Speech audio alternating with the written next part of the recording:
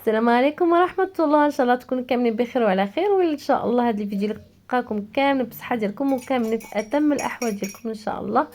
اليوم غنحضر معكم واحد الكيكه بالشكلاط كتجي رائعه جدا، هشه وخفيفه وغير بحبتين من البيض. غنحضروا كيكه للكوتي او الفطور او الضياف ديال الغفله، او المهم حبيتي تمشي زياره عند صديقتك تحضري هاد الكيكه وتاخديها معاك. راه هي كيكه سهله كما قلت لكم وغير بحبتين من البيض وجدتي واحد كيكه بنينه بزاف. هنا في المول عندي درت كاس ديال السكر، والسكر ديما تحكموا على حسب الحلاوه كما حبيتوا تزيدوا الحلاوه ولا تنقصوا الحلاوه، المهم على حسب الرغبه ديالكم. درت هنا كاس ديال السكر، غنزيد عليه واحد ساشي ديال السكر ديال الفاني، وغنزيد عليه حبتين بيض على المهم يكونوا بحراره المطبخ، يعني نخرجوهم من الثلاجه قبل. وغنزيد عليهم ما يعادل 120 مليلتر ديال الحليب، غنخلطوهم مزيان.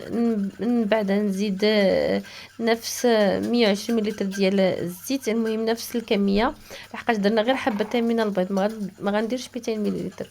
وغنبقاو نستمروا بالتحريك حتى تنسجم جميع العناصر. يعني اهم حاجه في الكيك ملي نخلطوا السوائل تنسجم جميع العناصر.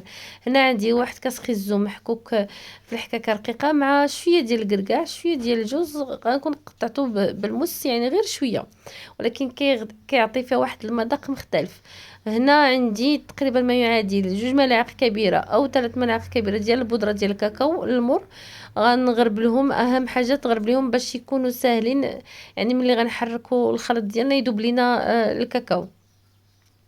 فكما قلت لكم غنديروا 3 ملاعق كبيره ديال البودره ديال الكاكاو المر، وغنزيد عليهم هنا غنزيد عليهم كاس ديال الخيزو محكوك في الحكاكه رقيقه كما قلت لكم، وغنزيد عليهم تقريبا ما يعادل 2 معالق كبار ديال الكركاع مقطع بالموس يعني، ولا ملعقه، ولا الا مطفره عندك، الا ما مطفرش كاع ما ديري، ولا ديري اللوز، المهم اللي مطفر عندك غير المكسرات. هاد الكركاع ولا اللوز اللي درتيه مع خيزو في هاد الكيكه كيعطي واحد، كتكون فيه واحد القرمشه زوينه. هنا غندير كاس ديال العنبه، كاس ونص اللي خدا ليا بالطبط ديال الدقيق، كاس ونص ديال العنبه ديال الدقيق. غنزيد عليهم واحد الخماره ديال الحلوه، غنبقاو نحركوهم نستمروا بالتحريك حتى نخلطوا جميع الدقيق، يعني الدقيق تخلط مزيان مع جميع العناصر. فغنخلطوهم مزيان وغنكونوا سخنا قبل ما نبداو الخليط ديالنا. غنسخنوا الفران ديالنا على درجه حراره 180 درجه ونخلوه يسخن، عاد نديروا الكيكه. هنا عندي المول اللي مطفر عندك غتستعمليه، دهني بشويه ديال الزبده وضرشي عليه الدقيق، وغدير الخليط ديال الكيك وغتدخليه للفران. تدخلي الخليط ديال الكيك للفران وتخليه حتى يتنفخ لك، وتجربيه بالموس واش طاب، عاد تشعلي عليه العافيه من الفوق. من بعد ما كتشعلي عليه العافيه من الفوق تخليه شويه هكاك 4 دقائق، ما تخليهش بزاف لحقاش الكاكاو ما يبانش لك واش تحمر ولا لا، وتخرجيه وتخليه يبرد شويه. هنا عندي شويه ديال الشوكولاط ذوبته في حمام مريم مع شويه ديال الحليب، وزدت عليهم واحد الضانيت ديال الشوكولاط، كيعطي واحد الخليط جدا زوين، وكيجي الخليط ديال الشوكولاط مع الضانيت كيجي واعر والمذاق ديالو كيجي زوين. جربوه بهذه الطريقه. فكناخذوا نديروه من فوق الكيكه ديالنا من بعد ما بردت لينا شويه.